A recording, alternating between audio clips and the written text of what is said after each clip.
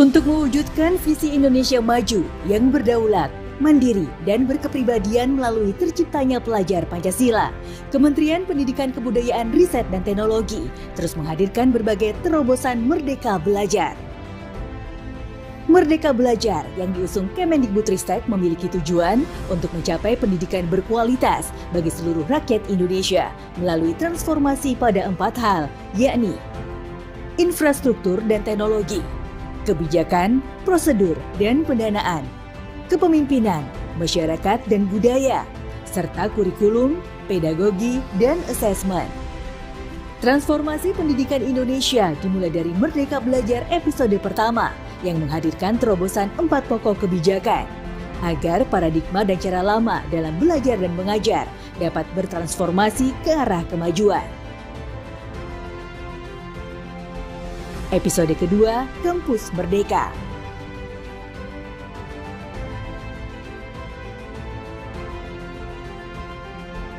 Episode ketiga, perubahan mekanisme penyaluran dan penggunaan dana BOS.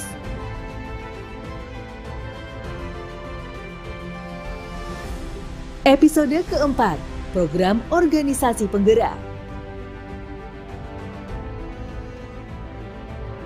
Episode kelima, program guru penggerak.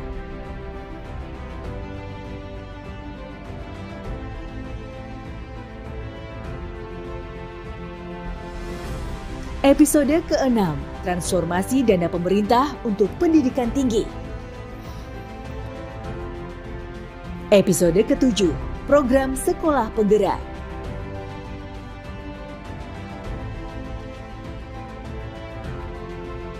Episode ke-8, SMK Pusat Keunggulan.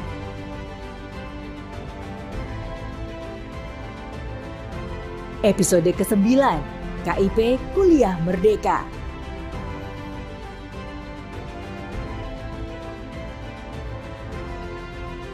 Episode ke-10, perluasan program beasiswa Lembaga Pengelola Dana Pendidikan. Episode ke-11, Kampus Merdeka Vokasi.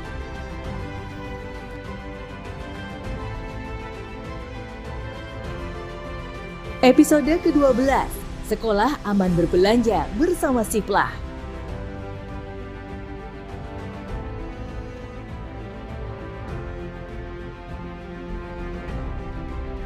Episode ke-13, Merdeka Berbudaya dengan Kanal Indonesiana.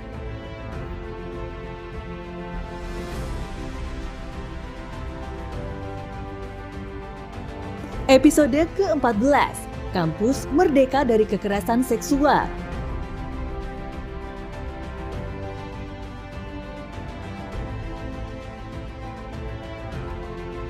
Episode ke-15, Kurikulum Merdeka dan Platform Merdeka Mengajar. Episode ke-16, Akselerasi dan Peningkatan Pendanaan PAUD dan Pendidikan Kesetaraan. Episode ke-17, Revitalisasi Bahasa Daerah.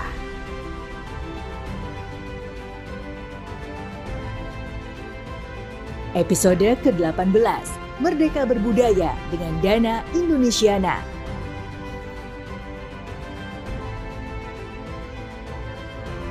Episode ke-19, Rapor Pendidikan Indonesia.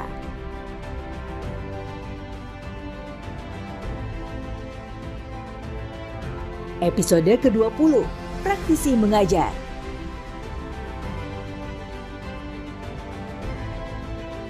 Episode ke-21, Dana Abadi Perguruan Tinggi.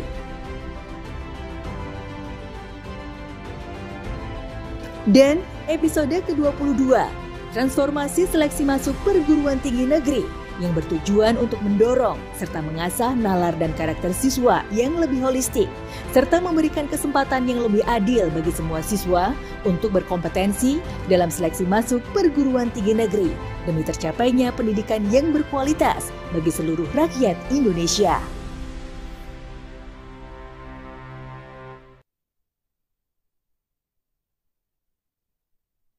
Assalamualaikum warahmatullahi wabarakatuh. Salam sejahtera untuk kita semua. Om Swastiastu, Namo Buddhaya, salam kebajikan, Rahayu. Selamat pagi dan selamat datang di acara peluncuran Merdeka Belajar episode ke-22 Transformasi Seleksi Masuk Perguruan Tinggi Negeri yang dipersembahkan oleh Kementerian Pendidikan Kebudayaan Riset dan Teknologi. Saya Widya Saputra, Ibu Bapak yang akan memandu jalannya kegiatan kita pada hari ini. Saya mohon izin untuk tetap memakai masker dan tidak bosan-bosannya saya kembali mengingatkan kita semua untuk mematuhi protokol kesehatan dengan tetap menjaga jarak, menjauhi kerumunan, mencuci tangan dengan sabun dan air mengalir, dan tentunya tetap memakai masker. Dan telah hadir bersama kita pada pagi hari ini yang kami hormati Menteri Pendidikan Kebudayaan Riset dan Teknologi, Mas Menteri Nadiem Anwar Makarim. Selamat pagi Mas Menteri. Selamat pagi Mbak Widya, apa kabar? Alhamdulillah. Mas Menteri apa kabar? Salam sehat selalu. Sehat, Alhamdulillah. Sudah sehat kembali. Sudah sehat kembali, Alhamdulillah. Makanya semangat nih ya untuk membuka Merdeka Belajar episode ke-22. Terima kasih Mas Menteri, dan peluncuran Merdeka Belajar episode ke-22 hari ini, Ibu Bapak, merupakan hasil kolaborasi erat antara 3 unit utama di lingkungan Kemendikbudristek. Untuk itu, saya ingin menyapa Kepala Badan Standar Kurikulum dan Asesmen Pendidikan, Bapak Anindito Aditomo. Pak Nino, selamat pagi.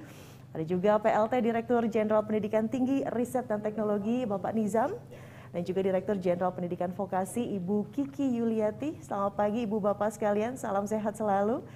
Dan saya juga ingin mengucapkan selamat pagi kepada perwakilan Komisi 10 DPR RI, pejabat eselon 1 dan 2 di lingkungan Kemendikbudristek, pimpinan perguruan tinggi negeri, Direktur Perguruan Tinggi Vokasi, kepala dan perwakilan dari Dinas Pendidikan di seluruh Indonesia, Kepala Satuan Pendidikan dan Pendidik, peserta didik, dan juga orang tua, serta para hadirin semuanya. Semoga kita semua selalu dalam lindungan Tuhan Yang Maha Esa. Amin. Nah, Ibu Bapak sekalian, seperti yang kita ketahui, Kemendikbudristek melalui kebijakan Merdeka Belajar terus mengupayakan transformasi pembelajaran, mulai dari tingkat dasar, menengah, hingga tinggi, untuk mengakselerasi peningkatan mutu pendidikan nasional sebagai bekal kemajuan Indonesia.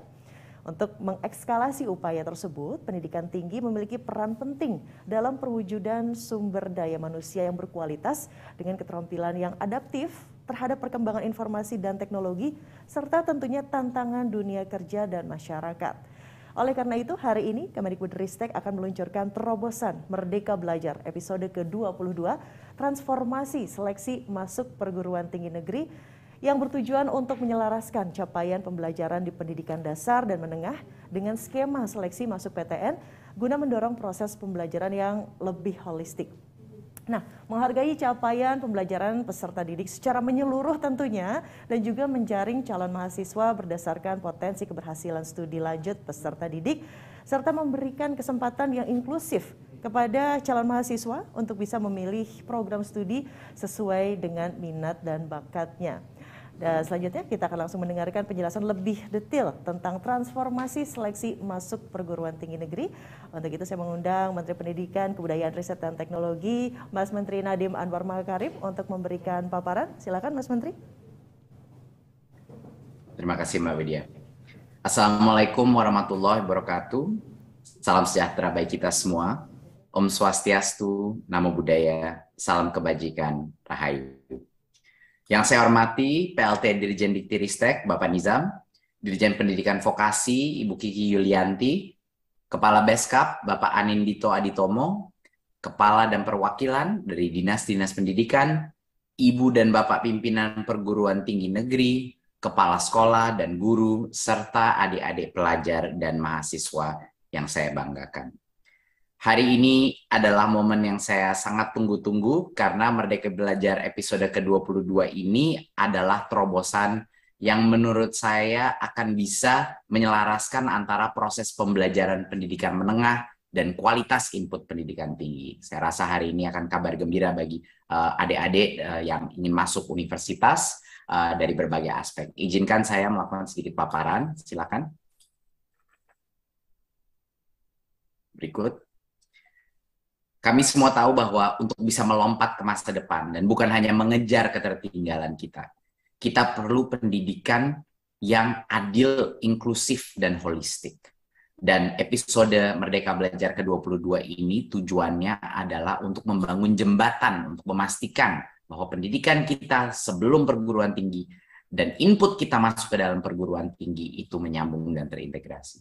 Berikut. Seperti yang kita tahu, sistem pendidikan kita tujuan utamanya adalah membangun profil pelajar Pancasila. 6 profil ini adalah tujuan besar kita dalam Merdeka Belajar dan tujuan besar transformasi pendidikan Indonesia. Berikut. Saat ini sudah ada berbagai macam transformasi yang mungkin para pemirsa di sini sudah mengetahui beberapa perubahan-perubahan besar yang sudah dilakukan di pendidikan dasar dan menengah dan juga di pendidikan tinggi. Contohnya di pendidikan dasar menengah kita sudah merubah mekanisme penerimaan peserta didik, kita sudah merubah asesmen nasional yang sekarang berbasis numerasi dan literasi dan survei karakter. Kita sudah menawarkan kurikulum merdeka yang alhamdulillah lebih dari 140.000 sekolah secara sukarela sudah mengadopsinya, dan rapor pendidikan yang memberikan detail dan data kepada masing-masing sekolah bagaimana hasil capaian mereka. Di pendidikan tinggi pun sudah banyak sekali perubahan transformatif seperti hak belajar di luar kampus, NBKM, transformasi KIP kuliah yang sekarang bisa mendorong impian dan cita-cita terbesar daripada adik-adik kita. Kita melibatkan praktisi dengan cara besar ke dalam pembelajaran, dalam program praktisi mengajar, dan juga mekanisme pendanaan PTN yang sekarang meningkat kualitasnya. Berikut. Tetapi pada saat ini kita mengerjakan berbagai macam transformasi baik di pendidikan dasar dan menengah dan juga di pendidikan tinggi, tapi belum ada jembatannya. Berikut. Yang kita butuhkan sekarang adalah kebijakan. Ya, kebijakan yang akan menjembatani kebijakan-kebijakan Merdeka Belajar di pendidikan dasar menengah dan di perguruan tinggi. Dan jembatan ini adalah kebijakan seleksi masuk perguruan tinggi negeri untuk memastikan bahwa transformasi baik di pendidikan dasar menengah dan pendidikan tinggi itu terjadi terintegrasi, ya, dan ada sinergi di antara semua perubahan yang kita lakukan. Berikut. Ya. Kita ingin transformasi seleksi masuk PTN ini semakin menyempurnakan mekanisme-mekanisme yang sebelumnya sudah ada. Ada beberapa prinsip dasar perubahan yang ingin kita dorong. Ya. Kami ingin bahwa pembelajaran yang terjadi di sekolah itu adalah pembelajaran yang menyeluruh, ya, menyeluruh dan mendalam. Kita ingin juga prinsip perubahan, dan ini harusnya sudah sangat jelas dengan arah kita dengan AM. Kita lebih fokus bukan kepada pemadatan materi, tetapi kita fokus kepada kemampuan penalaran. Itulah yang terpenting. Bukan berapa jumlah hafalan yang dikuasai oleh siswa-siswa kita, tapi kemampuan bernalar. Kita juga ingin bahwa perubahan ini lebih inklusif, bahwa mengeliminasi atau meminimalisir diskriminasi, ya, antara yang punya tingkat sosioekonomi lebih tinggi dan yang mungkin masih punya kebutuhan dari sisi ekonomi. Harus lebih inklusif dan tidak diskriminatif. Kita juga ingin proses ini lebih transparan dan terakhir lebih terintegrasi dengan berbagai macam program dan cita-cita daripada mahasiswa kita. Seperti yang Bapak dan Ibu mengetahui, kita punya 3 jalur seleksi untuk perguruan tinggi. Yang pertama adalah seleksi nasional berdasarkan prestasi yang disebut SNMPTN. Kedua, kita punya seleksi nasional berdasarkan tes yang disebut SBMPTN, dan yang ketiga adalah seleksi secara mandiri oleh masing-masing PTN. Jadi semua perguruan tinggi negeri kita ada 3 jalur tersebut. Nah, sekarang saya akan membahas perubahan yang akan kita implementasikan di setiap jalur seleksi ini. Berikut. Kita mulai dengan seleksi nasional berdasarkan prestasi atau yang dikenal sebagai SNMPTN.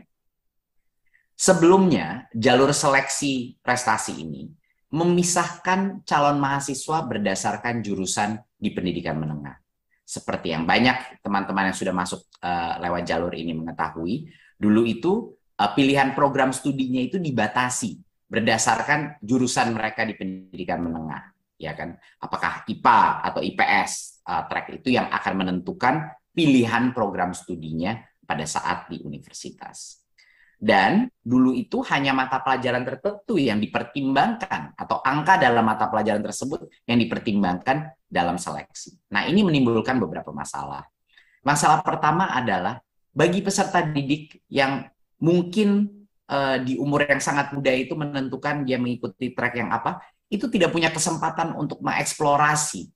Dia harus menentukan seperti apa grouping prodi yang dia inginkan sangat awal dalam umurnya dia, yang mungkin dia mengalami perubahan dan dia tidak bisa mengeksplor. Mungkin ada orang yang mengambil track IPS tetapi menginginkan mata pelajaran IPA dan sebaliknya.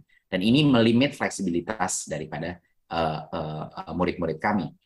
Dan yang kedua adalah dampaknya adalah hanya mata pelajaran tertentu yang dianggap penting dalam jalur ini.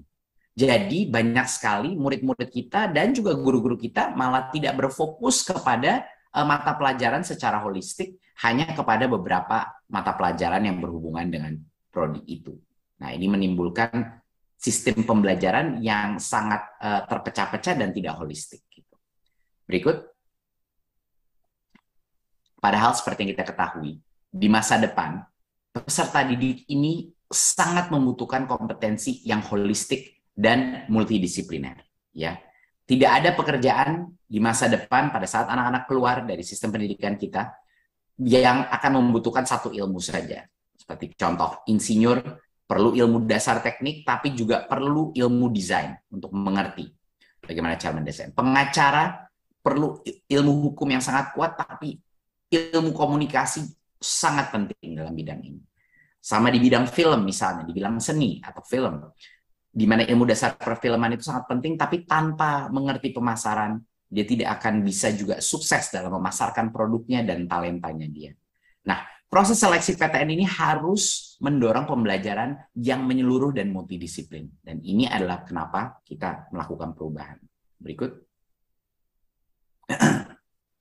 Perubahan terbesar yang akan kita lakukan pada seleksi nasional prestasi adalah kita menambahkan suatu kriteria, minimal 50% daripada kriteria. Itu adalah nilai rata-rata rapor secara keseluruhan daripada murid tersebut. Ya. Dan sisanya adalah komponen penggali minat dan bakat.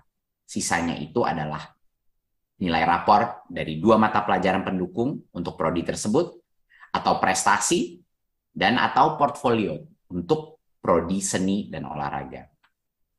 Nah, perubahan terbesar di sini adalah kita memastikan bahwa minimal 50% daripada bobot penilaian dalam jalur seleksi nasional berdasarkan prestasi ini adalah minimal 50% itu nilai rata-rata rapor secara keseluruhan. Dengan ini kita akan memastikan bahwa setiap murid masih mementingkan pembelajaran dia di tingkat jenjang sekolah menengah, ya, dan tidak mengabaikan atau menelantarkan mata pelajaran lainnya.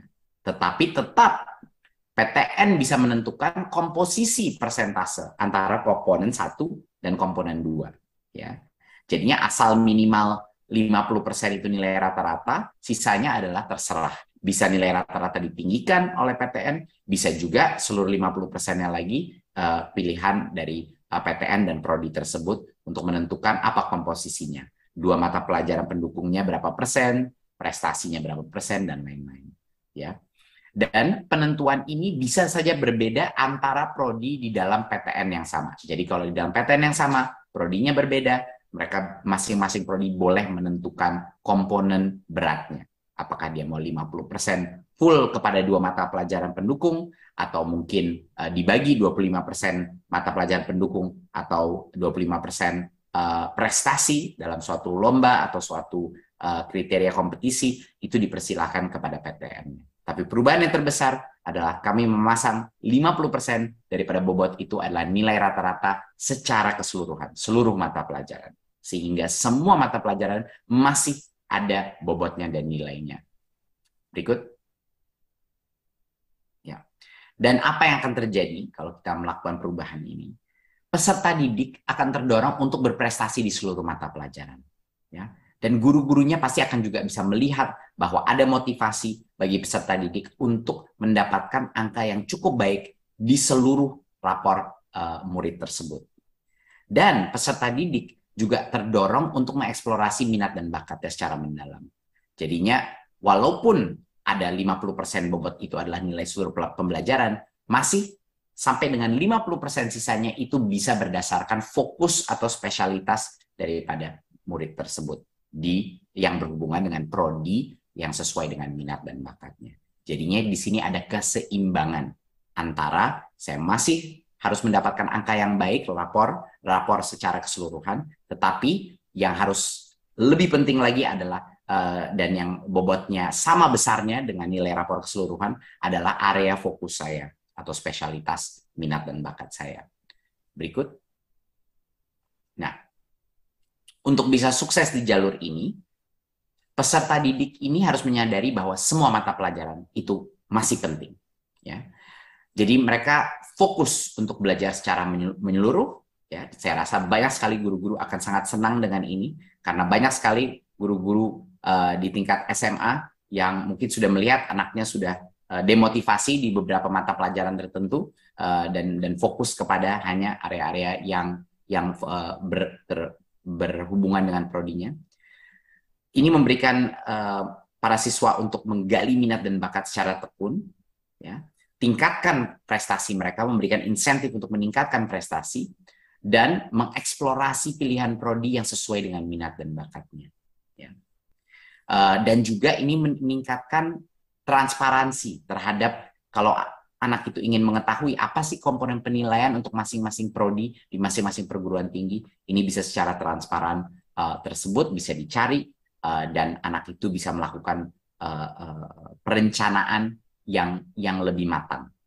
Dan tentunya dukungan orang tua dan guru agar peserta didik dapat berprestasi dan memilih prodi yang sesuai minat bakat itu sangat penting untuk mensukseskan jalur seleksi prestasi ini. Berikut. Sekarang kita masuk ke bagian kedua, yaitu seleksi nasional berdasarkan tes. Berikut. Saat ini, SBMPTN itu mengujikan banyak materi. Banyak sekali mata pelajaran. Pasti teman-teman kita yang sudah mengikuti jalur SBMPTN sudah sangat mengenal bahwa sebenarnya jumlah informasi yang harus dihafal untuk menguasai tes-tes mata pelajaran itu begitu besar. Kita melihat juga pola-pola di sekolah-sekolah kita, di sekolah-sekolah menengah kita, bahwa banyak sekali guru terpaksa atau terdorong, tertekan untuk mengejar penuntasan materi. Dan dengan tekanan itu kurang menekankan pemahaman. Karena ada UTBK, udah SBMPTN. Jadi tekanan itu benar-benar mendorong banyak sekali guru-guru kita untuk fokus, dan bahkan orang tuanya juga menekan guru-gurunya untuk fokus kepada pertanyaan soal-soal UTBK. Dan guru akhirnya menghabiskan waktu belajar untuk melatih mengerjakan soal-soal ini. Dampaknya apa? Kualitas pembelajaran yang mendalam itu turun di dalam sekolah-sekolah kita. Dan salah satu dampak terbesar juga, dan saya sudah berbicara dengan berbagai macam mahasiswa mengenai masalah ini, adalah banyaknya peserta didik yang tertekan, ya, orang tua yang tertekan untuk harus mengikuti berbagai macam bimbingan belajar per mata pelajaran yang harus diambil di tes SBMPTN. Ya, tekanan ini menjadi beban finansial, beban mental bagi murid, dan ini adalah sangat sulit dan sangat diskriminatif terhadap peserta didik dari keluarga yang kurang mampu, yang tidak mampu untuk mengikuti berbagai macam bimbingan belajar yang mahal. Gitu. Nah, seleksi masuk PTN ini harusnya tidak menurunkan kualitas pembelajaran pendidikan menengah, dan harus lebih inklusif dan adil, tidak diskriminatif pada peserta didik dari keluarga yang kurang mampu dan tidak mampu untuk membimbelkan anaknya. Ya. Jadi apa perubahan besar yang akan kita lakukan di SBMPTN? Berikut. Karena itu, seleksi nasional berdasarkan tes, sekarang tidak ada lagi tes mata pelajaran. Saya ulang sekali lagi. Tidak ada lagi tes yang spesifik ke setiap mata pelajaran. Ini akan diganti dan disederhanakan. Hanya ada satu tes skolastik yang mengukur kemampuan bernalar siswa. Kemampuan potensi kognitif logika, penalaran matematika, ya, literasi dalam bahasa Indonesia, dan literasi dalam bahasa Inggris. Jadi kami harap ini akan menjadi kabar yang sangat gembira bagi para calon-calon pengambil seleksi nasional berdasarkan tes, di mana tidak ada lagi tes mata pelajaran dan hanya ada satu tes yang tidak berhubungan dengan penghafalan materi, hanya berhubungan dengan kemampuan bernalar, ya, problem solving, potensi kognitif melalui tes skolastik ini. Dan literasi yang kita maksud dalam bahasa Indonesia dan bahasa Inggris bukan teknik gramatika kemampuan, tetapi kemampuan mengerti logika daripada daripada teks tersebut. Benar-benar literasi yang secara mendalam, pengertian, comprehension daripada pertanyaan tersebut. Berikut beberapa contoh tes-tes kognitif, dan tentunya peserta didik tidak akan kaget dengan jenis-jenis pertanyaan seperti ini, karena banyak dari mereka yang sudah melalui asesmen nasional, di mana banyak sekali kesamaan antara asesmen nasional dan juga tes-tes yang akan masuk di SBMPTN yang telah direvisi seperti ini. Jadi semua pertanyaannya adalah mengenai mengerti logika, ya, dan bisa menganalisa suatu problem yang kontekstual. Berikut, ya, di sini kita melihat salah satu tes penalaran matematika, di mana dipresentasikan data, dipresentasikan suatu konteks dalam situasi yang real, dan anak-anak didorong untuk melakukan analisa yang mendalam mengenai situasi ini. Dan bisa kita mengetes bagaimana anak itu bisa menggunakan informasi yang ada untuk memecahkan suatu permasalahan dan menjawab pertanyaan tersebut. Berikut, seperti poin saya yang sebelumnya, tes literasi ini bukan tes teknik mengenai membaca atau teknik untuk bisa menggunakan bahasa, tetapi benar-benar mengerti esensi daripada suatu bacaan, ya, dan bisa melakukan analisa terhadap apa yang dimaksud di dalam argumen di dalam bacaan tersebut. Berikut, dan sama juga di dalam bahasa Inggris kita melakukan hal yang sama, benar-benar literasi mendalam, bukan yang mengetes bahasa secara cetek, tetapi mengetes logika dan pengertian analisa daripada suatu badan bacaan. Berikut. Nah, dengan demikian, skema seleksi ini akan jauh lebih adil dan memberikan kesempatan sukses kepada semua yang mengambil jalur seleksi nasional berdasarkan tes. Jadi peserta didik itu tidak lagi tergantung kepada lembaga bimbel-bimbel untuk persiapan tes. Dan bagi banyak sekali anak-anak yang termotivasi ambisi tapi keluarganya tidak mampu untuk mengirim dia kepada bimbingan belajar, ini akan menjadi kabar yang sangat gembira. Dan tidak perlu khawatir lagi harus menghafal begitu banyak konten untuk mengikuti tes seleksi ini. Orang tua pun tidak terbebani dengan tanggungan finansial tambahan untuk bimbingan belajar, dan bagi guru bisa lebih fokus kepada pembelajaran yang bermakna, yang berorientasi kepada penalaran yang mendalam, bukan hafalan, dan tidak harus kejar tayang hafalan materi. Dan mereka bisa percaya diri lagi bahwa pembelajaran sesuai kurikulum itu sudah cukup untuk bisa menyiapkan peserta menghadapi seleksi, tetapi harus mendalam, fokus kepada penalaran. Nah, kerjasama antara peserta didik dan guru melalui pengasahan logika dan daya nalar murid, ini yang akan meningkatkan kesuksesan peserta didik, bukan drilling menghafalkan soal-soal tes. Berikut.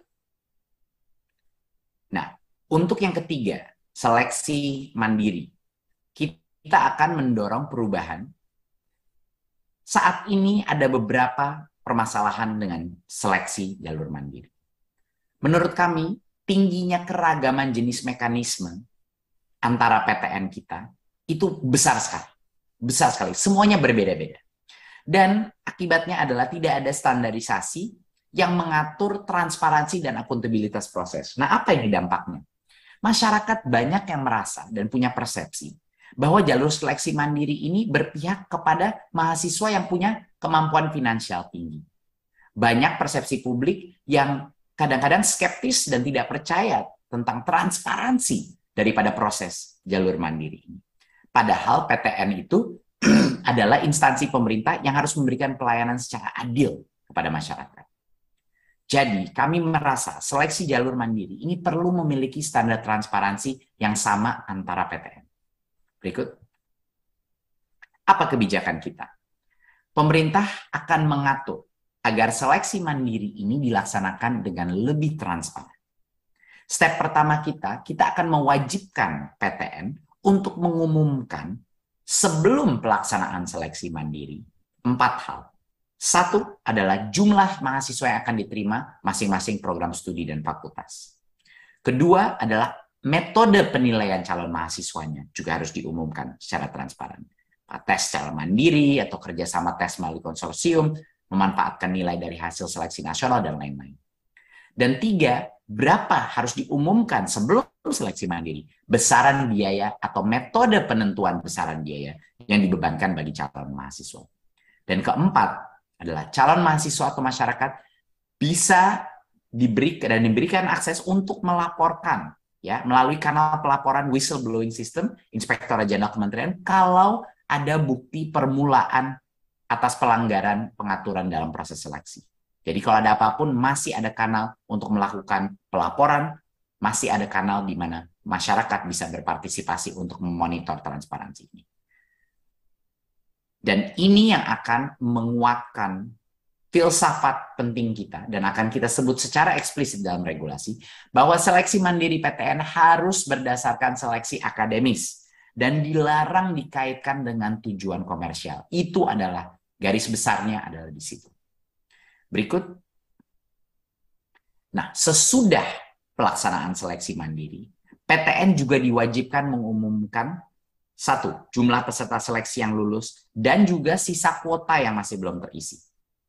2, mengumumkan masa sanggah selama 5 hari kerja setelah pengumuman hasil seleksi. Ketiga, tata cara penyanggahan hasil seleksi harus diumumkan secara transparan. Dan yang keempat, sama juga seperti sebelum pelaksanaan seleksi, setelah pelaksanaan seleksi juga mahasiswa dan masyarakat dapat melaporkan melalui kanal pelaporan whistleblowing sistem kita kalau ada bukti permulaan atas pelanggaran peraturan dalam proses seleksi ini. Jadi sekarang kita memberikan kemampuan untuk memonitor masing-masing PTN kembali kepada masyarakat. Kita mendorong PTN untuk mengumumkan aturan mainnya apa sebelum seleksi dan setelahnya. Dan masyarakat bisa melihat apakah proses yang dilalui setelah seleksi mandiri itu mengikuti apa yang dijanjikan dan diumumkan oleh masing-masing PTN. Sehingga kita punya sistem yang jauh lebih transparan dari sebelumnya. Berikut. Inilah masyarakat sekarang bisa berperan aktif dalam mengawasi proses seleksi secara mandiri PTN. Dan apabila memiliki bukti permulaan atas pelanggaran peraturan, bisa laporkan langsung di dalam laman website kita wbs.kemdikbud.go.id atau kemdikbud.lapor.go.id. Jadi kami mengajak masyarakat untuk tolong ikut terlibat dalam proses pengawasan ini sehingga seleksi mandiri ini bisa jauh lebih transparan dan akuntabel dan kepercayaan publik terhadap seleksi mandiri meningkat. Berikut. Sekian kira-kira perubahan besar yang akan dilakukan untuk transformasi seleksi PTN. Akan saya ringkas sekali lagi.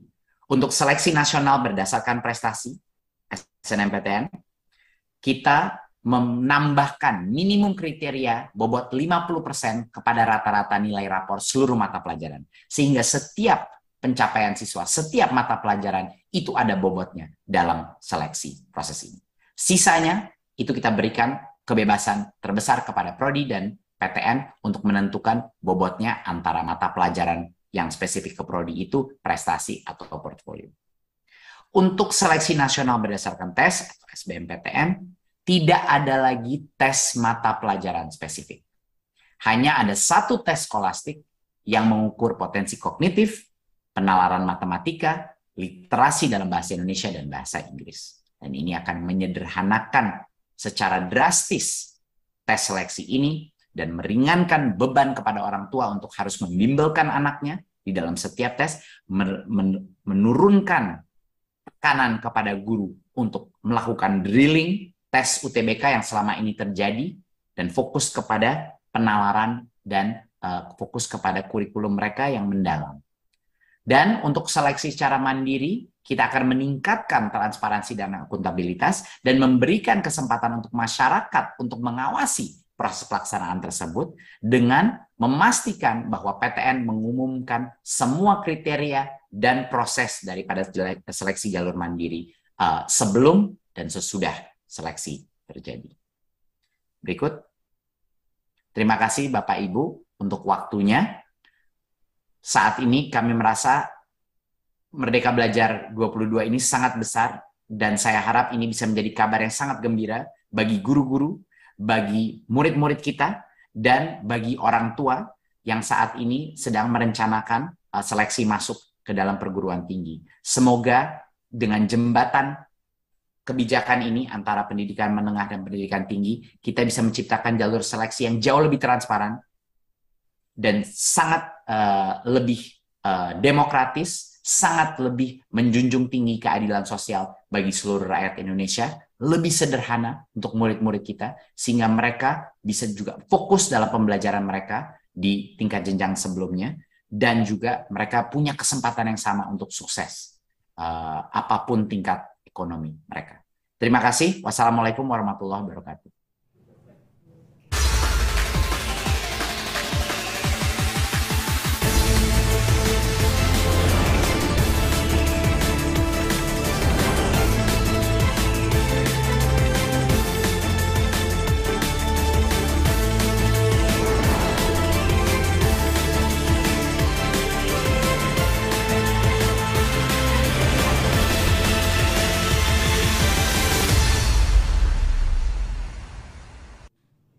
Terima kasih sekali lagi Mas Menteri atas paparannya, sekaligus juga tadi sudah meresmikan Merdeka Belajar episode ke-22.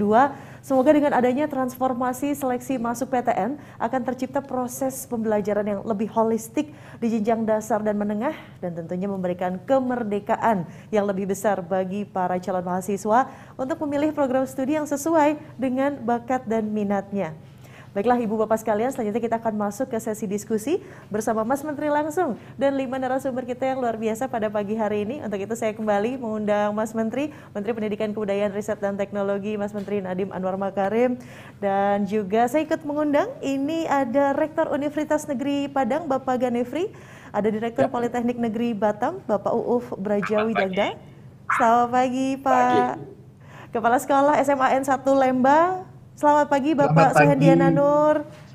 Assalamualaikum warahmatullahi wabarakatuh. Waalaikumsalam warahmatullahi wabarakatuh. Serta perwakilan orang tua siswa dari SMA N1 Yogyakarta, ada Ibu Astuti Andriani.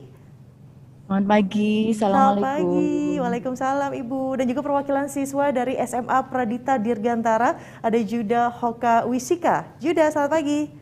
Halo, selamat pagi. Selamat pagi, dan saya akan langsung menyerahkan sesi diskusi ini kepada Mas Menteri. Mas Menteri, saya sebagai generasi UMPTN nangis, iri ngelihat sebuah terobosan masuk PTN saat ini sangat-sangat luar biasa. Silahkan Mas Menteri. Terima kasih Mbak Widya. Selamat pagi Pak Ganefri, Pak Uuf, Pak Hendy, Ibu Astuti. Pagi Mas. Mas juga. Terima kasih ya udah meluangkan waktunya untuk diskusi sama saya di peluncuran episode 22 kali ini. Ini hari yang sangat penting, saya sangat bahagia bisa meluncurkan Merdeka Belajar episode ini karena dampaknya itu akan sangat nyata kepada calon-calon seleksi masuk perguruan tinggi dan juga guru-guru, dan saya rasa ini transformatif sekali. Bapak Ibu semua dan juga tadi saya yakin sudah menyimak paparan saya mengenai transformasi yang kita lakukan di jalur seleksi. Ini sejalan dengan misi Merdeka Belajar ya, untuk menghadirkan sistem pendidikan yang benar-benar memprioritaskan kebutuhan muridnya, bukan kebutuhan sistem, kebutuhan muridnya. Dan kami selalu percaya bahwa keberhasilan terobosan Merdeka Belajar ini ya tidak mungkin bisa tercapai tanpa dukungan seluruh lapisan masyarakat. Ini makanya saya ingin banget mendengar langsung dari pimpinan perguruan tinggi, satuan pendidikan, orang tua, dan peserta didik juga. Nah, saya ingin tanya dulu nih kepada Pak Ganefri, Pak Uuf, dan Pak Hendy. Ini Pak, transformasi seleksi PTN yang kami hadirkan ini kan menyelaraskan pembelajaran di jenjang pendidikan menengah dengan pendidikan tinggi.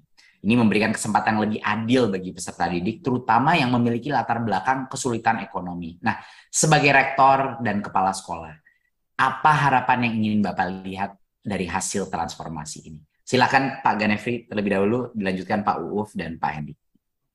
Terima kasih Mas Menteri. Assalamualaikum warahmatullahi wabarakatuh.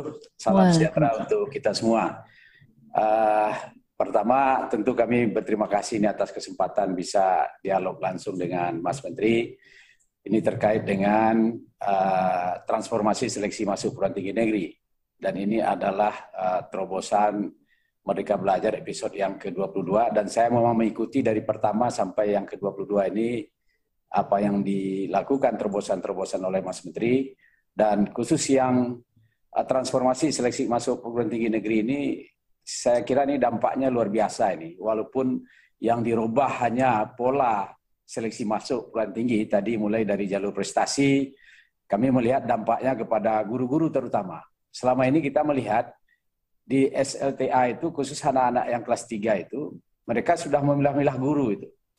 Ini guru-guru yang memang bidang eksak, kimia, fisika, mereka selalu mendapat perhatian. Jadi mata-mata pelajaran lain tidak menjadi prioritas bagi mereka. Sehingga dengan kebijakan sekarang, 50% seluruh rata-rata mata pelajaran yang diperoleh nilainya di SLTA, itu akan menjadi salah satu indikator untuk menentukan kelulusan mereka. Saya kira ini memberikan dampak terhadap guru dan juga terhadap murid. Sehingga proses pembelajaran di sekolah ini akan semakin baik, tidak ada diskriminasi. Yang kedua terkait dengan seleksi tes. Yang ini saya kira dampaknya luar biasa. Jadi Mas Menteri, saya melihat di Sumatera Barat misalnya, itu anak-anak yang ingin melanjutkan atau ikut tes masuk perguruan tinggi itu tidak lebih dari 50%. Ada sekitar 90 ribuan setiap tahun mereka itu lulus dari SLTA. Kenapa mereka tidak ikut tes? Karena sebelumnya mereka sudah menyerah. Karena banyak anak-anak kita itu berada pada status ekonomi yang rendah. Sehingga mereka sudah merasa kalah bersaing terlebih dahulu dengan anak-anak yang punya kemampuan ekonomi yang baik. Tapi dengan pola tes yang sekarang terstandar, ya, yang memang sudah sama, ya, artinya tidak membeda-bedakan lagi. Mereka yang selama ini mendapat kesempatan bimbel, fokus kepada mata pelajaran tertentu yang menjadi indikator dalam penentuan kelulusan itu, sekarang dilihat betul-betul adalah tes potensi kognitifnya. Dan ini dimiliki oleh semua anak. Siapa saja anak yang di SLTA, tamat dari S3, mereka pasti punya potensi kognitif yang berbeda-beda. Tentu kita ingin mendapatkan yang terbaik, mana potensinya yang paling bagus. Dan itu tidak perlu didapatkan mereka raih melalui bimbel atau yang lain-lain. Artinya pengalaman belajar yang mereka raih di sekolah, apakah itu di SMA, apakah itu di SMK, apakah itu di MAN, ini akan mereka bisa dapatkan. Sehingga saya juga melihat bahwa di beberapa negara maju di dunia ini, mereka memang pada umumnya menggunakan tes skolastik. Ya. Letaklah misalnya ada yang dilakukan PISA, ACT, SAT di Amerika dan sebagainya itu. Saya kira memang sudah standar tesnya itu. Sudah terhindar dari bebas bias, ya. Sehingga betul-betul sudah bisa memprediksi keberhasilan anak-anak kita yang memang punya potensi kognitif baik, itu keberhasilannya untuk sukses di perguruan tinggi itu akan semakin tinggi, dan itu sudah teruji di berbagai negara kita lihat tes skolastik ini. Sehingga ini juga akan memberikan, ya, prediksi saya ini ke depan akan semakin banyak anak-anak lulusan SLTA akan mengikuti UTBK, akan mengikuti tes yang dilaksanakan sekarang. Kalau di prestasi itu sudah dibatasi. Pasti hanya anak-anak yang punya prestasi 50% terbaik lah, mungkin mereka bisa ikut jalur prestasi. Tapi yang UTBK ini kan terbuka untuk seluruhnya. Nah, sehingga harapan kita, saya yakin dengan kebijakan yang sekarang ini, karena tidak ada lagi diskriminasi anak-anak yang akan ikut di sini, ya, dan orang tua pun saya kira ini akan memberikan ruang kepada anak-anak mereka. Jadi ini dampaknya luar biasa nih Mas Menteri, transformasi seleksi masuk perguruan tinggi negeri ini. Termasuk juga untuk mandiri. Saya mengapresiasi terobosan yang dilakukan hari ini yang saya kira memang kita harus bisa menunjukkan transparansi dan akuntabilitas publik itu harus kita tunjukkan kepada masyarakat bahwa proses tes seleksi mandiri itu memang mengedepankan nilai-nilai akademik. Tidak ada unsur-unsur komersial di sini sebenarnya. Tapi ini harus kita jaga dan saya kira perlu pengawasan. Dan dengan Permendikbud yang baru ini saya melihat masyarakat diberikan kewenangan. Ada hak daripada masyarakat untuk melakukan komplain yang saya kira selama ini mungkin tidak ada itu. Artinya ini juga masyarakat merasa yakin dia. Harapan kita tentu proses seleksi mandiri yang dilakukan oleh perguruan tinggi itu betul-betul mengedepankan prestasi daripada anak-anak kita. Oleh sebab itu tadi saya lihat kita juga bisa menggunakan dengan berbagai model tes. Hasil UTBK itu saya kira juga sebagai salah satu yang kita anggap baik ya selama ini dari sisi integritas daripada pelaksanaan tes itu sendiri. Kami selama ini di LTMPT ya cukup terjamin ya integritas pelaksanaan tes. Yang sekarang kan yang kita robah itu betul-betul konten tesnya. Yang ini yang saya kira memberikan dampak ya yang luar biasa terhadap masyarakat. Dan kita berharap semakin banyak ke depan masyarakat yang lulus dari SLTA ini bisa melanjutkan. Saya tidak mencoba untuk masuk tes perguruan tinggi karena mereka sekarang bersaing secara fair, bersaing secara terbuka. Mereka yang betul-betul bibit-bibit unggul dari kampung-kampung itu sekarang mereka sudah bisa ikut. Yang selama ini mereka mungkin tidak berani ikut karena dia melihat teman-teman yang lain sudah bimbel, pasti dia akan kalah katanya. Tapi sekarang mereka sudah terbuka. Saya kira ini Pak Mas Menteri. Terima kasih ini atas terobosan terhadap Merdeka Belajar episode yang ke-22 ini. Mudah-mudahan ini akan memberikan kesempatan kepada masyarakat untuk masuk ke perguruan tinggi negeri ini dengan bibit-bibit unggul yang selama ini tidak berkesempatan. Mudah-mudahan dengan pola yang sekarang itu akan semakin banyak bibit-bibit unggul dari desa-desa, dari nagari-nagari, dari kampung-kampung yang bisa ikut untuk proses masuk kepada perguruan tinggi negeri ini. Terima kasih Mas Menteri. Terima kasih Pak Ganefri. Itu memang yang membuat saya paling semangat itu adalah membayangkan di daerah-daerah betapa banyaknya anak-anak kita yang sebelumnya itu sudah kalah dulu. Jadi sudah kalah mental, sudah bilang nggak mungkin, saya nggak akan mampu membibelkan, saya punya tetangga-tetangga yang mungkin lebih mampu, udah mendingan saya nggak ngambil tes masuk perguruan tinggi. Dan itu yang saya harapkan di seluruh daerah sekarang terciptanya suatu kepercayaan diri, suatu semangat lagi untuk saya punya kesempatan yang sama.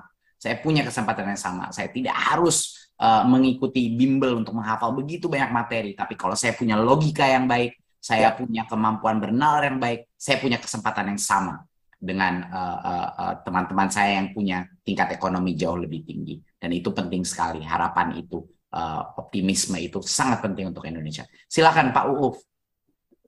Baik, Assalamualaikum warahmatullahi wabarakatuh. Selamat pagi semuanya. Terus terang kami senang dengan luncuran Merdeka Belajar ke-22 ini, Pak Menteri. Setidaknya untuk 3 alasan. Yang pertama, MB22 ini memungkinkan seluruh jalur di Politeknik yang terdiri dari diploma maupun sarjana terapan itu masuk menjadi menu yang bisa dipilih oleh seluruh calon mahasiswa.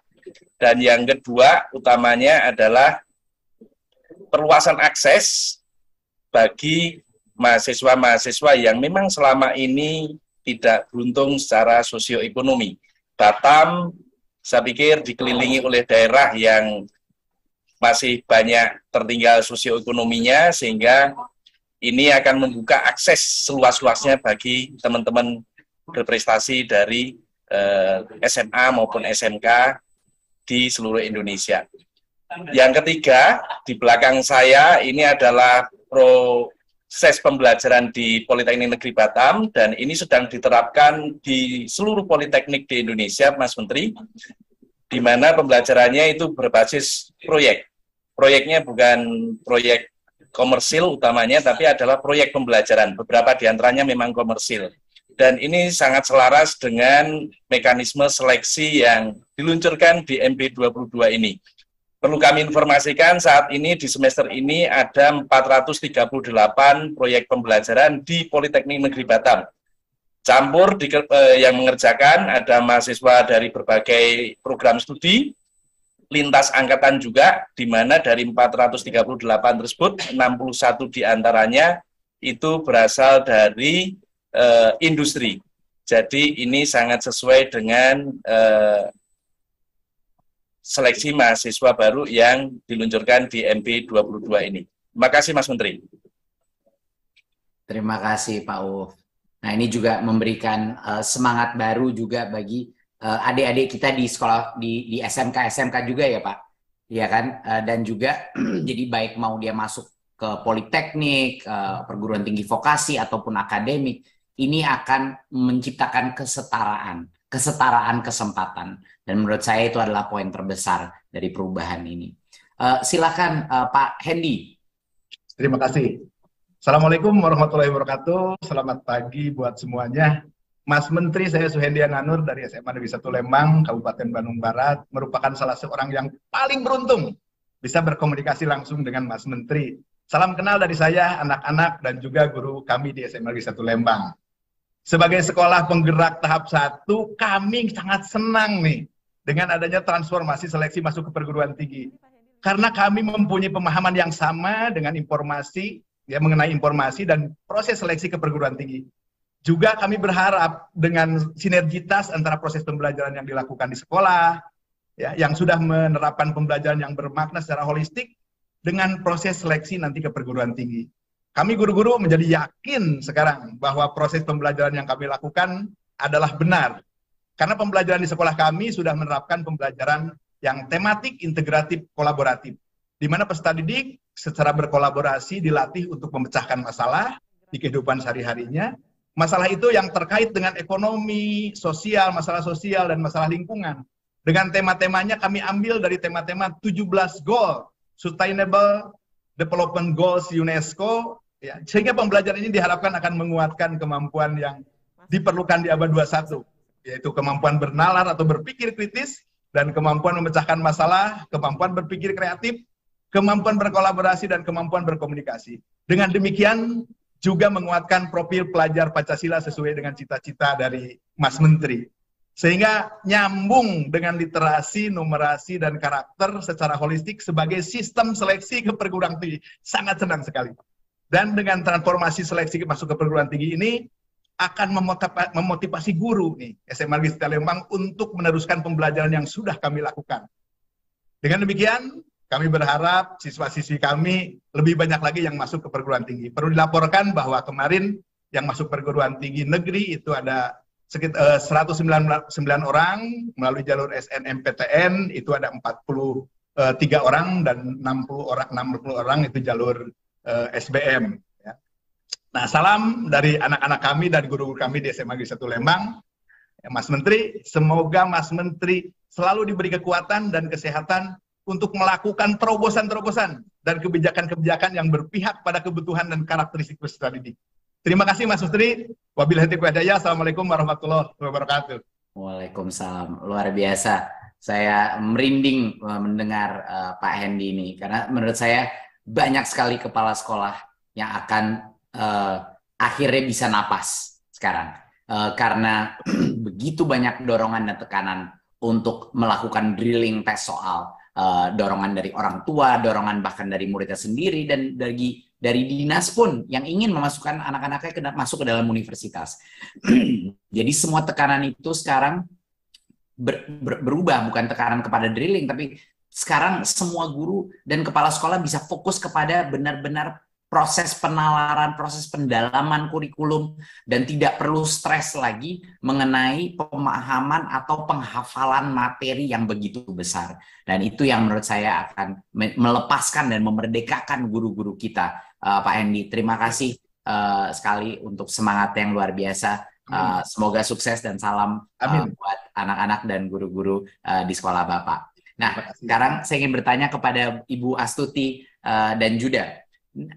Pada transformasi ini, soal-soal yang diujikan itu fokus kepada penalaran, ya, fokus kepada pemecahan masalah.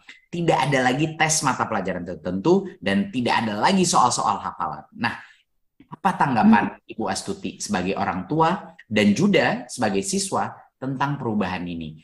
Ada kerisauan nggak yang sebelumnya membebani Ibu Astuti dan juga yang terjawab dengan adanya transformasi ini? Saya persilakan Ibu Astuti dulu, kemudian bisa langsung disambung oleh Juda. Terima kasih Mas Menteri atas kesempatannya. Assalamualaikum warahmatullahi wabarakatuh. Salam. Ini kesempatan yang sangat luar biasa sekali bagi saya sebagai seorang ibu ini bisa berbincang langsung dengan Mas Menteri terkait dengan masa depan anak saya. Secara pribadi kami menyambut positif dengan perubahan seleksi masuk perguruan tinggi nanti ya. Karena kebetulan sekali anak saya ini bukan termasuk yang kemarin di ranking mendapatkan di jalur prestasi. Jadi otomatis nanti ke depan itu akan melalui jalur UTBK. Sehingga dengan transformasi ini sangat luar biasa karena mengurangi beban belajar dari anak kami yang harus istilahnya kemarin menyelesaikan pelajaran di sekolah 15 mapel, kemudian masih harus mempersiapkan persiapan khusus untuk soal-soal UTBK yang merupakan atau fokus masih pada rumus, hafalan, kemudian tips-tips jitu mengenali tipe-tipe soal seperti itu. Otomatis beban belajar bagi anak kami kan menjadi double gitu ya, jadi harus menyelesaikan mata pelajaran di sekolahnya, masih juga harus menyiapkan persiapan khusus terkait dengan soal-soal UTBK. Dan sebenarnya kegalauan kami sudah terjawab persis seperti yang disampaikan oleh Mas Menteri gitu, bahwa kami harus mempersiapkan anak-anak kami dengan ya istilahnya anaknya juga merasa tidak yakin gitu dengan kemampuannya mempersiapkan UTBK, sehingga memang betul sekali anaknya minta les Mas Menteri khusus untuk persiapan UTBK, sehingga otomatis itu dilakukan di luar jam sekolah dan juga tadi persis dengan ada biaya tambahannya, walaupun di sekolahnya itu sudah ada persiapan khusus ya untuk masuk ke perguruan tinggi untuk soal-soal UTBK dan sebagainya, tapi tetap anaknya merasa butuh atau tidak pede kalau temannya ikut les, dia sendiri tidak ikut les gitu. Jadi istilahnya dengan penyederhanaan nantinya soal-soal UTBK itu akan diganti ke model soal penalaran, maka kan anak tidak memerlukan waktu khusus atau istilahnya materi khusus untuk menyiapkan hal tersebut karena sudah istilahnya menjadi satu di dalam pembelajarannya ketika dia berada di kelas. Dan saya secara pribadi setuju dengan soal-soal penalaran ini karena istilahnya mempersiapkan anak-anak di perguruan tinggi kan nantinya materi-materi yang dia peroleh tidak lagi berupa materi yang berupa hafalan. Jadi ketika dia seleksi sudah istilahnya menggunakan model penalaran, anak menjadi terbiasa bahwa oh besok ketika saya di perguruan tinggi ternyata tidak fokus pada rumus, tidak fokus pada tips-tips atau bagaimana, tapi sudah mulai ke hal-hal yang bersifat logika, penalaran, yang itu tentunya akan sangat bermanfaat ketika mereka nanti berada di dunia nyata istilahnya ya Mas Menteri, untuk kerja atau apa akan lebih banyak dipakai itu daripada yang materi secara konten pembelajarannya. Jadi secara pribadi selaku orang tua saya sangat berterima kasih dengan perubahan ini sehingga istilahnya beban belajar anak-anak itu berkurang dan dia juga bisa fokus pada mengenal karakternya, kemudian mengenal passionnya di mapel apa gitu, sehingga tidak perlu harus mempersiapkan lagi model atau pola pembelajaran yang berbeda. Mungkin itu dari saya selaku orang tua. Terima kasih Bu Astuti, dan saya sangat bisa mengerti betapa besarnya beban bagi orang tua ya dan juga murid-murid dalam hal ini. Dan saya senang sekali bisa mendengar bahwa akhirnya orang tua juga bisa yakin bahwa anaknya itu sekolah untuk sekolah dan bisa punya kesempatan yang sama untuk masuk perguruan tinggi tanpa harus melakukan suatu aktivitas tambahan. Dan menurut saya itu akan membuka jalur berbagai macam inovasi di dalam sekolah. Tanpa itu sangat sulit. Sama seperti waktu itu ujian nasional yang benar-benar mencengkram kemampuan sekolah untuk berinovasi. Pada saat itu kita buka, terlihatlah kelegaan para guru-guru dan kepala sekolah dan orang tua. Dan sama pada saat kita tes seleksi masuk pun kita keluarkan yang tes spesifik mata pelajaran yang berdasarkan konten. Ini juga akan memerdekakan bukan hanya pembelajaran dalam sekolah, tetapi juga dampak psikologis kepada murid-murid kita akan luar biasa, menurut saya positifnya. Dan Juda, bagaimana sebagai siswa? Assalamualaikum warahmatullahi wabarakatuh. Selamat pagi semuanya. Selamat pagi Pak Menteri. Ini sebuah kehormatan yang luar biasa bisa ketemu dengan langsung dengan Mas Nadiem Makarim. Sebelumnya terima kasih sudah memberikan saya kesempatan untuk bisa berbicara perihal ini. Kalau dari saya pribadi, dan ini sudah saya inginkan sejak awal di Indonesia, di mana saya bisa fokus kepada mata pelajaran yang memang sudah menjadi minat saya. Memang kebanyakan anak Indonesia sekarang sudah memang agak terpaksa gitu dengan mata pelajaran yang mereka seharusnya tidak pelajari. Seperti misalnya teman saya ada yang ingin memasuki dunia arsitektur, tapi dia juga terpaksa mempelajari pelajaran biologi, chemistry yang seharusnya tidak ada hubungannya sama sekali. Jadi ini bisa membuka kesempatan untuk mereka supaya bisa mengembangkan dan bisa mengeksplor atas potensi diri mereka yang sesuai sudah dengan minat mereka. Jadi Pak Menteri, dari sistem SNMPTN, sistem SBMPTN tadi, dan juga sistem mandiri, sistem SNMPTN yang memprioritaskan prestasi-prestasi yang sesuai dengan prodi-prodi mereka, yang sesuai dengan mata pelajaran yang mereka minati. Terus untuk SBMPTN sudah diberi keringanan, sudah di general, sudah diberikan tes-tes yang sifatnya umum ya Pak Menteri, yang untuk bisa melatih critical thinking, kreativitas, literasi, numerasi, dan juga kemampuan kognitif. Jadi kesannya lebih luar biasa, lebih luasa ya Pak Menteri. Dan juga yang untuk tes mandiri supaya terasa lebih adil. Saya juga merasa kasihan kepada teman-teman saya yang memiliki keterbelakangan di bidang ekonomi, dan mereka sudah terbantu dengan, insya Allah sudah terbantu dengan program Merdeka Belajar yang episode ke-22 ini. Semoga ini bisa menjadi bermanfaat. Dan juga dari saya pribadi juga ingin mengambil teknik informatika, jadi saya bisa mengambil pengetahuan dasar dari matematika dan juga pengetahuan yang sampingannya untuk yaitu seperti programming. Jadi ini saya luar biasa senang sekali Pak Menteri, terima kasih sudah memberikan sebuah program yang luar biasa supaya bisa mengembangkan anak-anak Indonesia sesuai dengan potensi-potensi mereka masing-masing, dan insya Allah atas izin Allah SWT kita bisa mendapatkan SDM unggul untuk Indonesia di masa depan nanti. Terima kasih Pak. Terima kasih Juda, luar biasa. Saya harap Juda dan adik-adik semua ini bisa menjadi penyemangat ya untuk meningkatkan motivasi. Saya banyak sekali dengar cerita-cerita, banyak sekali adik-adik kita di berbagai macam daerah sudah demotivasi duluan sebelum mereka, padahal impian mereka, cita-cita mereka sama mungkin teman-teman di kota dan lain-lain, tetapi mereka melihat situasi struktural yang sudah sangat diskriminatif kepada mereka, itu udah kalah mental duluan. Dan saya harap ini bisa menjadi penyemangat di berbagai daerah, penyemangat di berbagai kota dan desa. Untuk semuanya punya kesempatan yang sama. Semuanya kalau termotivasi, kalau belajar mendalami, punya kemampuan akumen tinggi, dia bisa masuk ke dalam universitas-universitas terbaik PTN kita. Senang sekali saya bisa berdialog dengan Ibu dan Bapak, pimpinan perguruan tinggi, kepala sekolah, orang tua. Terima kasih atas waktunya dan kesediaannya untuk peluncuran hari ini. Tentunya apa yang menjadi harapan Ibu dan Bapak semua dan dicita-citakan oleh para pelajar di Indonesia ini, itulah tugas kita di Kemendikbudristek. Untuk mendengar, untuk melihat apa sebenarnya yang kita inginkan untuk masa depan Indonesia, dan menghilangkan jegalan-jegalan, rintangan-rintangan yang tidak membantu mencapai impian tersebut. Itu yang mau kita sederhanakan.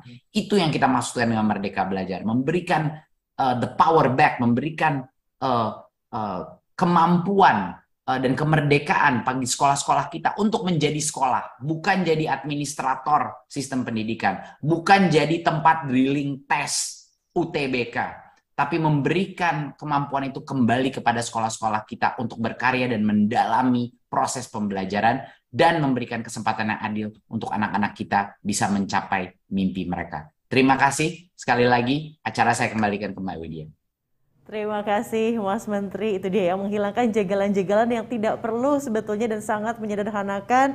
Ini kembali membuat saya kagum untuk terobosan-terobosan dalam Merdeka Belajar. Sekali lagi saya ingin mengucapkan terima kasih kepada Bapak Ganefri, Pak Uuf, Pak Hendi, Bu Astuti, dan juga Juda nih yang kayaknya anak ini ya, teladan sekali ya, murid teladan nih kayaknya Juda, calon CEO nih. Terima kasih sudah bergabung tadi, diskusinya sangat inspiratif bersama Mas Menteri. Dan kita sudah mendengarkan sesi diskusi Mas Menteri bersama perwakilan dari rektor, perwakilan dari direktur politeknik, perwakilan dari kepala sekolah, ada juga tadi dari orang tua, serta perwakilan dari siswa terkait pentingnya transformasi seleksi masuk PTN dalam meningkatkan kualitas pendidikan tinggi.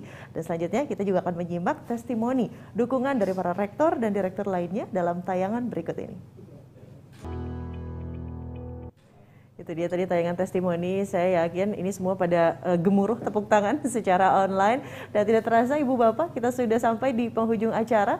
Semoga dengan transformasi seleksi masuk PTN, kita dapat bersama-sama meningkatkan kualitas pembelajaran, semakin memerdekakan pendidikan Indonesia, serta mewujudkan cita-cita merdeka belajar. Saya ucapkan terima kasih sekali lagi kepada Menteri Pendidikan, Kebudayaan, Riset, dan Teknologi, Mas Menteri Nadiem Anwar Makarim. Terima kasih hatur nuhun Mas Menteri, dan juga tentunya Kepala BSKAP Pak Nino, ada juga PLT Dirjen Diktiristek Pak Nizam, Dirjen Vokasi Ibu Kiki, ada juga Rektor Universitas Negeri Padang Pak Ganefri tadi, dari Politeknik Negeri Batam Pak Uuf, terima kasih, dan juga Kepala Sekolah SMAN 1 Lembang Pak Suhendi, hatur nuhun Pak. Ada juga perwakilan orang tua dari SMAN 1 Yogyakarta, tadi Bu Astuti, dan juga si siswa teladan nih SMA Pradita Dirgantara, ada juga, terima kasih Ibu Bapak, adik-adik sekalian semua. Saya juga mengucapkan terima kasih tidak lupa kepada perwakilan Komisi 10 DPR RI, pejabat eselon 1 dan 2 di lingkungan Kemendikbudristek, pimpinan perguruan tinggi negeri, Direktur Perguruan Tinggi Vokasi, kepala dan perwakilan dari Dinas Pendidikan di seluruh Indonesia, Kepala Satuan Pendidikan dan Pendidik, peserta didik, orang tua, serta hadirin semuanya. Akhir kata, saya Widya Saputra pamit undur diri. Wabillahi taufiq wal hidayah. Wassalamualaikum warahmatullahi wabarakatuh. Salam sehat untuk kita semua.